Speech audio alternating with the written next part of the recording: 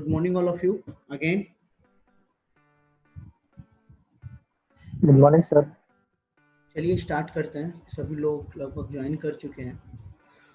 तो बेसिकली जो हम यहाँ पे हैं, क्या करने वाले हैं? पहला चीज़, क्या क्या कवर करेंगे, क्या क्या डिस्कस करेंगे, उन सब चीज़ों के बारे में हम लोग जो है ब्रीफली आज जानेंगे। और वन बाय वन सभी चीज़ों के ऊपर हम लोग मूव करेंगे। जहाँ पे आपका डाउट आएगा आप लोग हैंड रेज कर सकते हैं और इसको थोड़ा इंटरेक्टिव करेंगे।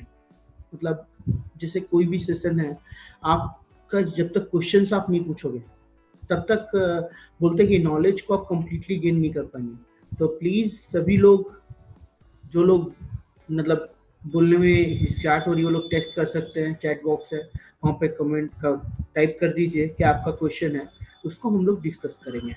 ठीक है। तो सबसे पहले मैं आप लोगों से एक क्वेश्चन करना चाहूँगा कि आप लोग एस्टिमेशन के बारे में क्या जानते हैं? वन बाय वन स्टार्ट कर सकते हैं, बताएंगे। कौन बताना चाहेगा सबसे पहले? व्हाट इज एस्टिमेशन, क्या है, क्यों करते हैं, क्या इम्पोर्टेंस है? कोई बोलना चाहेगा? प्लीज बोलिए। हाँ विजय बोलो।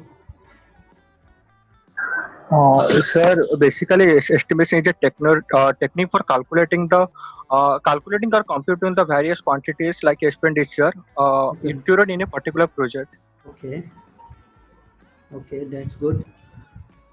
और कौन बोलना चाहता है? Please. Sir, cost estimation is the approximation of the cost program. Okay okay Every project. Okay. और कौन है? और कौन बोलना चाहता है? बोलिए, सभी लोग बोलिए, बिल्कुल झिझकना नहीं है आप लोगों को। वन बाय वन बोलिए, बोलना सभी को है। रवि बोलो।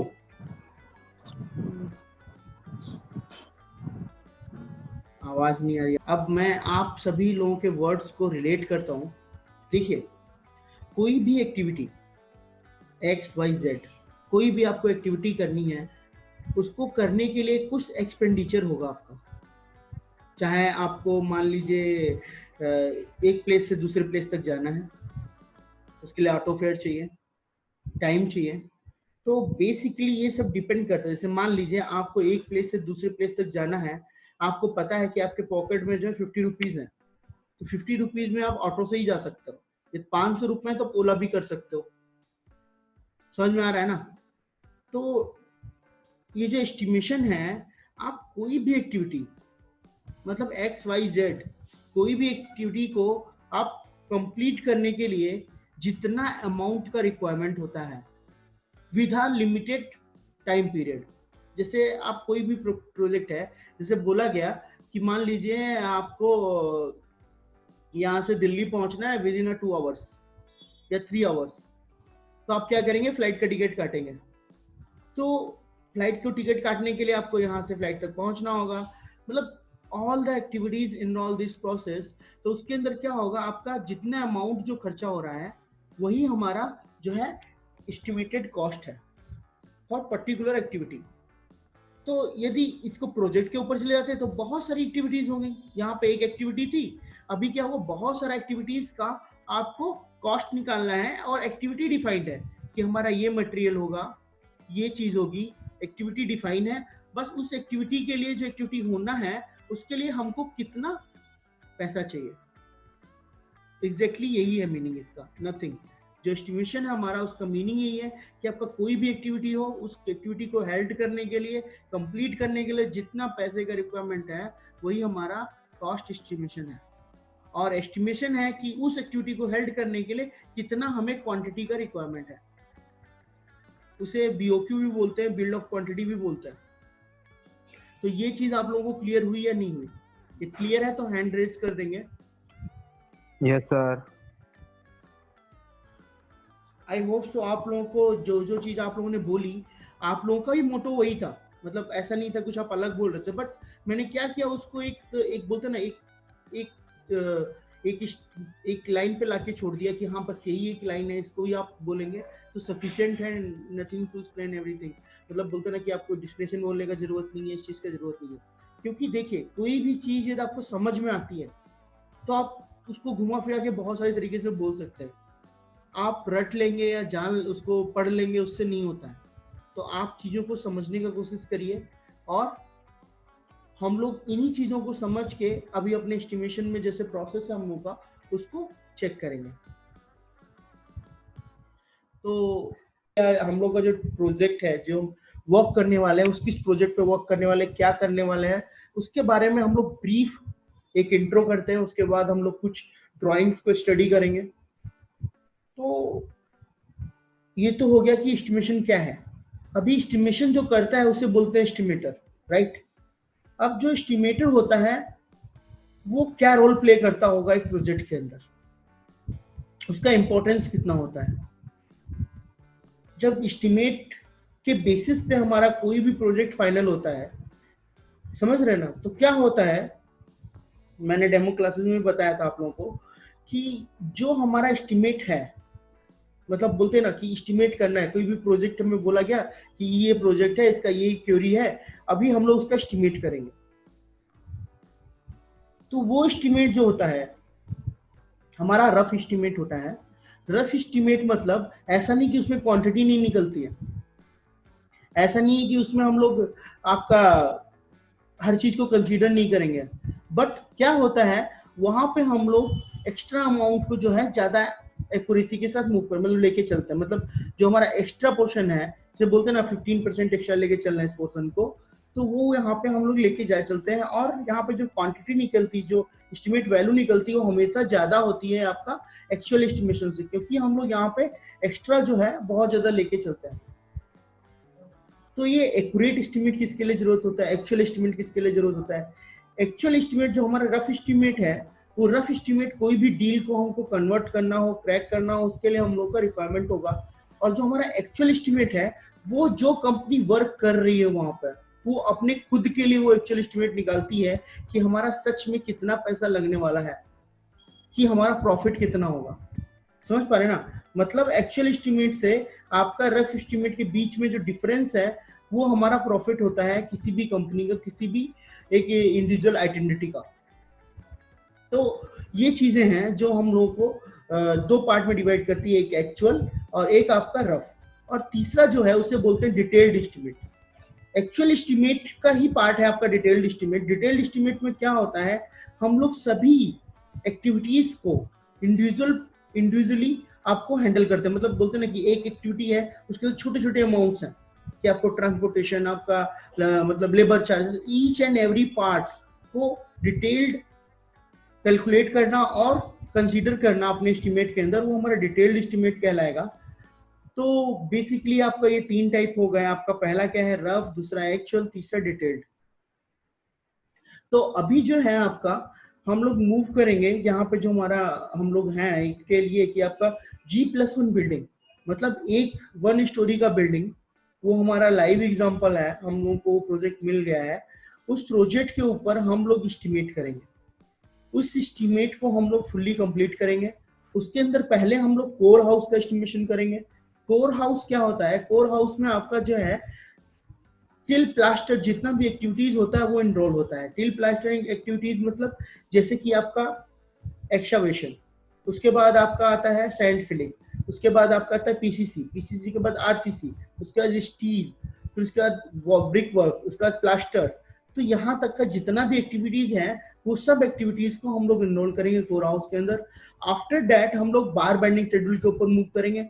बार बेंडिंग शेड्यूल्स में हमारा क्या होगा कि हमारा एक्चुअल रॉड निकलेगा।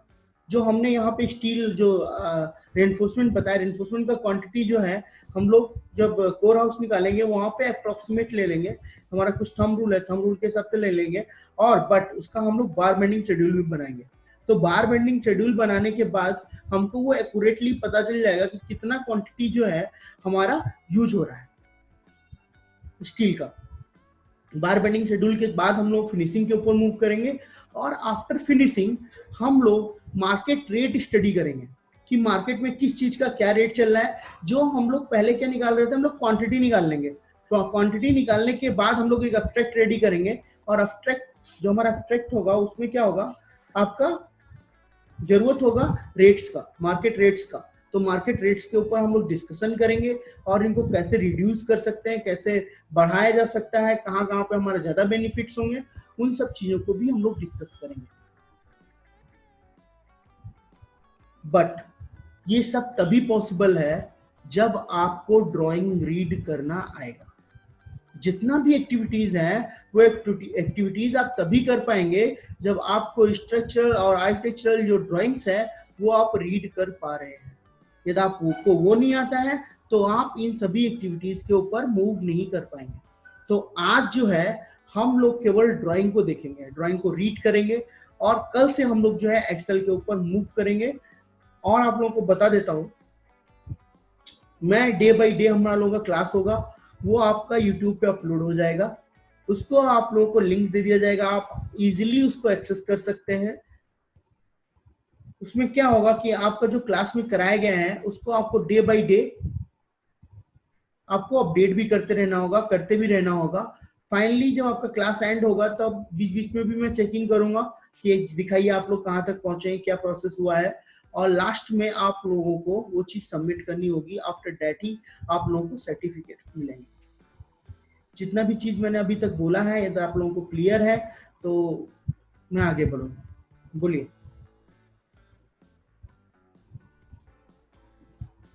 सर। हाँ विवेक, क्लियर है? हाँ सर। और जो लोग नहीं बोल सकते हैं हैंड रेज हाँ कर सर, सकते। हाँ क्लियर है। चलिए मूव करते हैं हम लोग आगे, ज्यादा टाइम नहीं लेते हैं। बेसिकली जो भी चीज हम लोग डिस्कशन करेंगे, यदि आप लोगों को कहीं पे भी कोई डाउट उठ रहा है तो प्लीज हैंड रेज कर दीजिएगा। मैं जब अपने वर्ड्स खत्म कर दूंगा उसके बाद आप लोगों का पॉइंट ऑफ व्यू को जानूंगा, ठीक है? तो मैं यहाँ पे हूँ, अभी हम लोग एक प्लान के साथ हैं। ये मिस्टर भुइया सर का है, ग्राउंड फ्लोर प्लान में देखता हूँ, पहले हम लोग देखते हैं।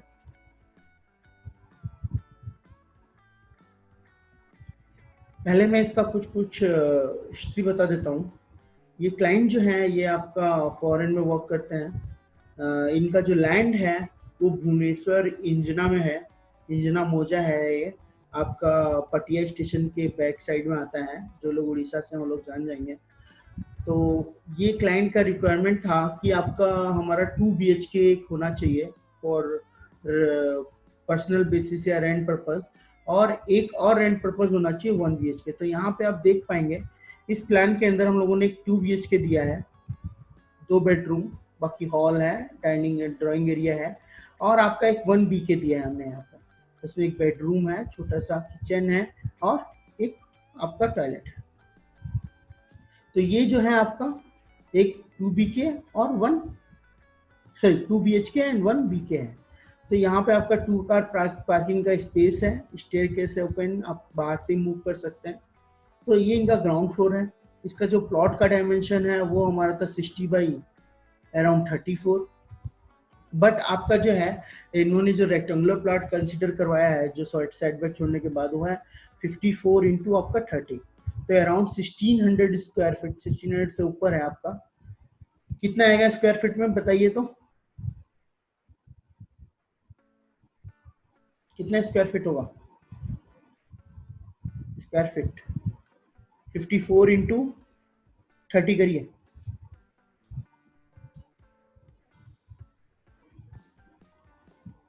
सर 1620।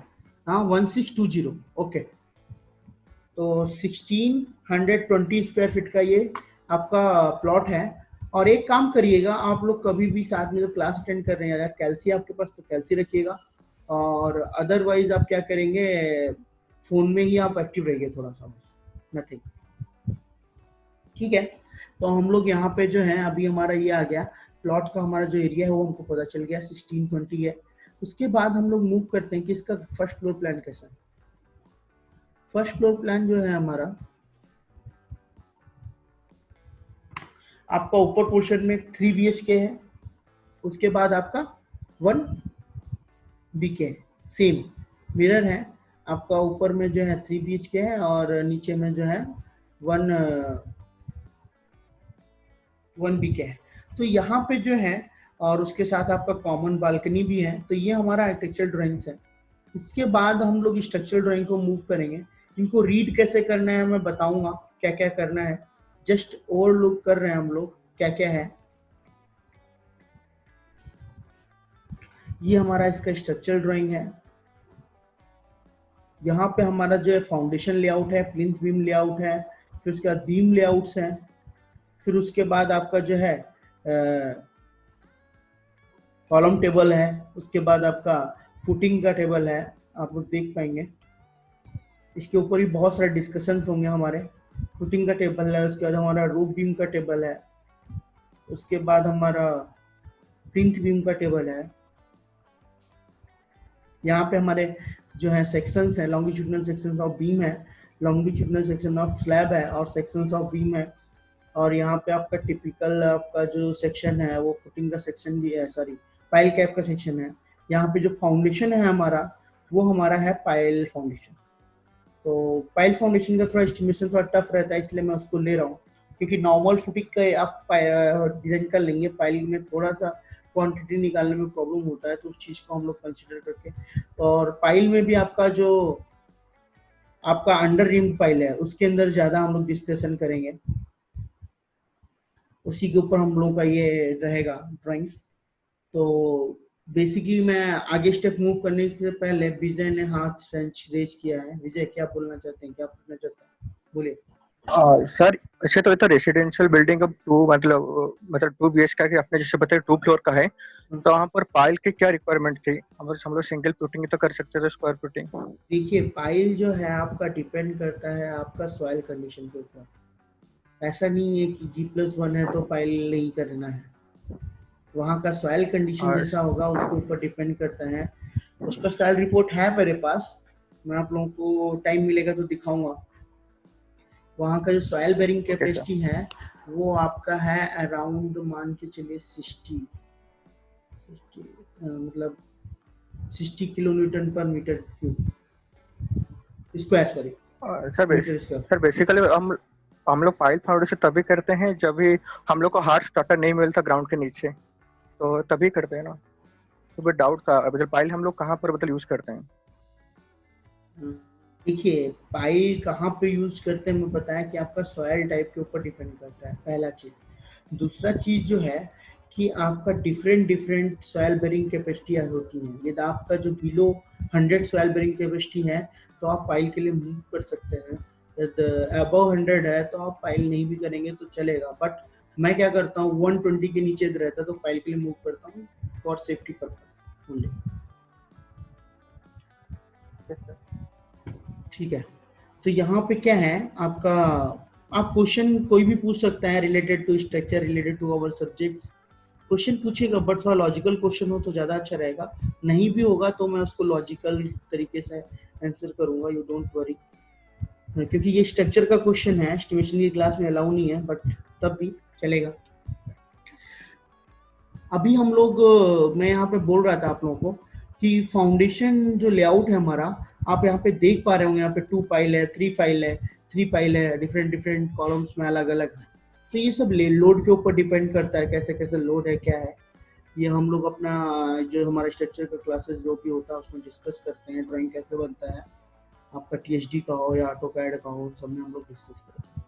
तो इसके ऊपर हम लोग ज़्यादा मूव नहीं करेंगे, बट हम लोगों को कभी भी यदि स्ट्रक्चरल ड्राइंग पढ़ना है या रीड करना है तो उसमें जो है हमें करना क्या होगा, हमें करना होगा कि आपका हम लोग हमेशा नोट से स्टार्ट करेंगे, कि हमारा जो नोट्स हैं वहाँ से हम लोग हमेशा स्टार्ट करते हैं। इससे क्या होता है, कुछ चीज़ें जो है ड्राइंग्स में रिप्रेजेंट नहीं की जाती हैं वो यहाँ आपको मिल जाएंगी। जिसे पढ़ते हैं, चलिए। This drawing will always be studied along with the architecture drawing. जैसा बोला गया है कि आप इस ड्राइंग को हमेशा जो है आर्किटेक्चर ड्राइंग के साथ ही स्टडी करिए। तो वो तो हमने कर लिया, हमने पहले आर्किटेक्चर को देखा है, फिर स्ट्रक्चर देख पा रहे हैं। फिर दूसरा है all materials and construction as per IS 456-2000। मतलब हमारा जो कंक्रीट का कोड है, रेनफोर्स कंक्रीट का, वो हमारा IS 456-2000 है, वो हम यहाँ पे फॉलो हुआ है।